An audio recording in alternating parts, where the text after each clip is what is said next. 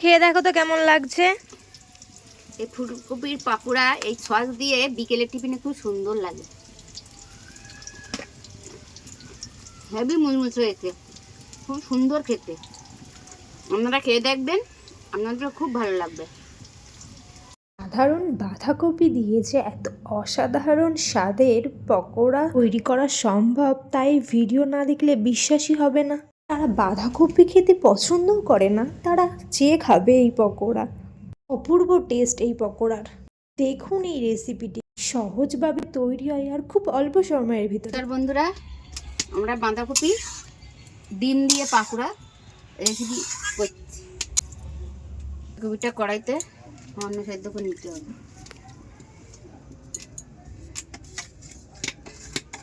খুব সামান্য বাঁধাকপি সেদ্ধ করে নিলে গ্যাসটা হয় না।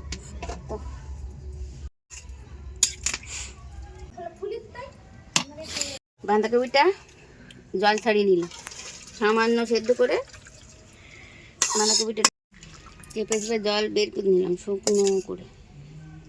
বাঁধাকপিটা এর মধ্যে দিয়ে দিলাম।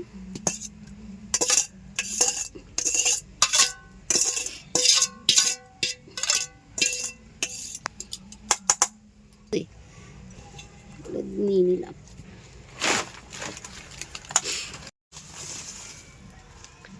বাঁধাকপির মধ্যে দিয়ে দিলাম চালের গুঁড়ো,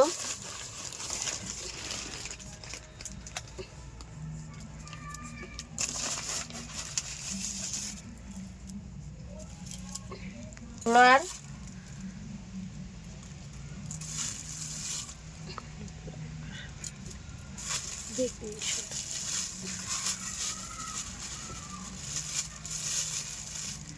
একটু বেকিং সোডা,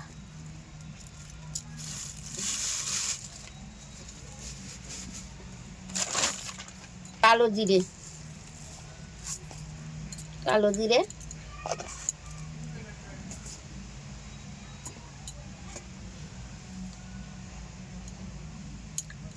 লবণ, একটু হলুদ সামান্য,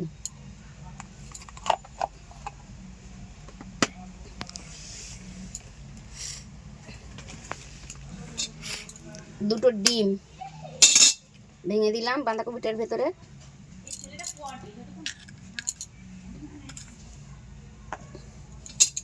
দুটো ডিম ভেঙে দিলাম। রাখা লঙ্কা পেঁয়াজ এর মধ্যে দিয়ে দিলাম। একটু আদা জিরে বাটা এবং রসুন একসঙ্গে বাটা ছিল, বাটা দিয়ে দিলাম।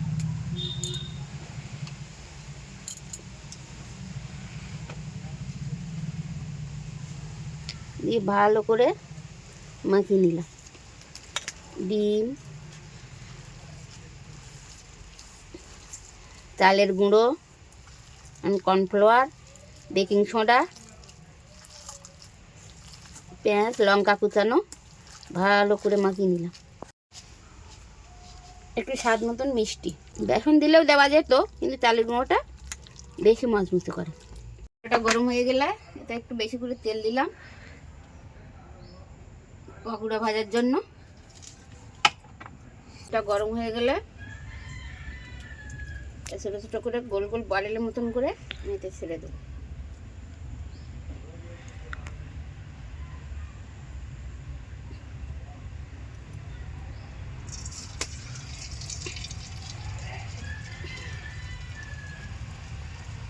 তেলটা গরম হয়ে গেলে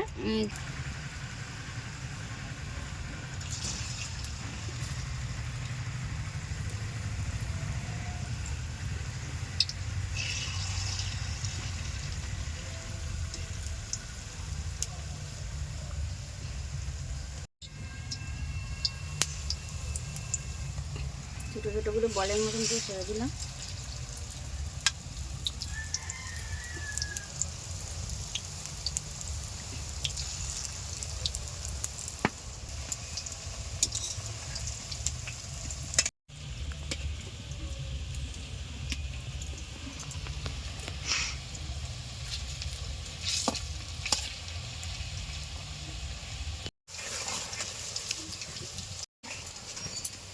মুচমুচে ডিম ও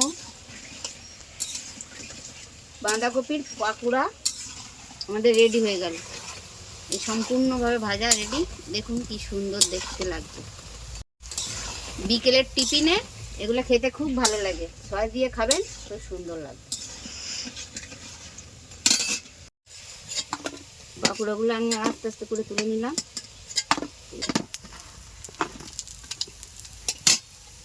কি সুন্দর দেখতে লাগছে পাকোড়াগুলো, কি সুন্দর।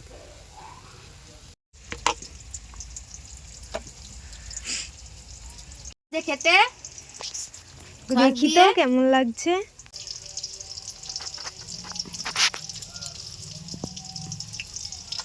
অসাধারণ গাইস, খুবই সুন্দর হয়েছে, খুব ক্রিস্পি। বিকেলের টিফিনের জন্য খুবই সুন্দর। তোমরা একবার বাড়িতে বানিয়ে দেখবে, খুব সুন্দর খেতে। তো আমাদের চ্যানেলে নতুন হয়ে থাকলে চ্যানেলটি প্লিজ সাবস্ক্রাইব করে দেবে। বাই।